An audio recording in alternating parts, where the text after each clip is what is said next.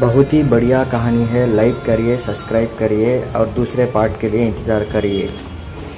पुराने जमाने की बात है जब लोगों के दिलों में अल्लाह का खौफ जिंदा रहता था। बगदाद के करीब एक छोटा सा कस्बा था जहां तबरीज खान कसाई अपनी दुकान चलाया करता था। वह इतना सख्त मिजाज था कि लोग उससे कांपते रहते। उसकी आवाज सुनते ही बच्चे घरों में छुप जाया करते।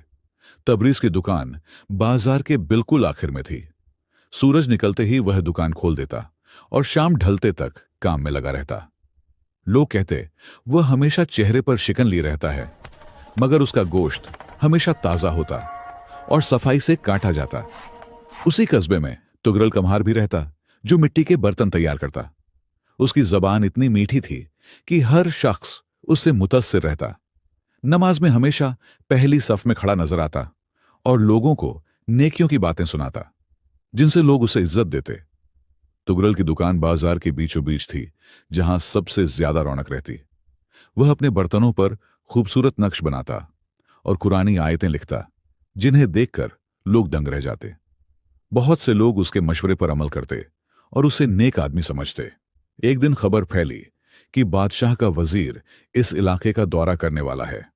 सब लोग अपनी दुकानों को सजाने लगे और घरों की सफाई में लग गए।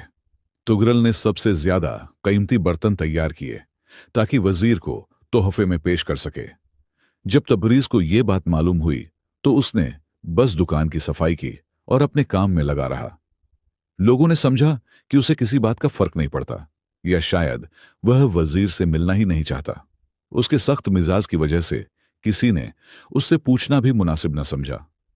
वजीर की आमद से एक रात पहले तबरीज दुकान बंद कर जंगल की तरफ चला गया। किसी को पता न था कि वह कहां जाता है। किसी ने कहा शायद जिन्हों से मिलने जाता है, किसी ने कहा हो सकता है खजाना छुपाता हो। इसके बरक्स तुगरल सारी रात बर्तनों को आखिरी चमक देता रहा। उसने सबसे खूबसूरत बर्तन वजीर के लिए अलग रखे और अपना घर भी सजाया ताकि अगर वजीर पहुंचे तो अच्छा तासुर पड़े। उसने दूसरों को भी मशवरे दिए कि कैसे वजीर का इस्तकबाल किया जाए। सुबह हुई तो पूरा कस्बा चहल पहल से भर गया। सड़कों की सफाई की गई, दुकानों को सजाया गया और बच्चे रंग बिरंगे कपड़े पहनकर बाहर निकल आए।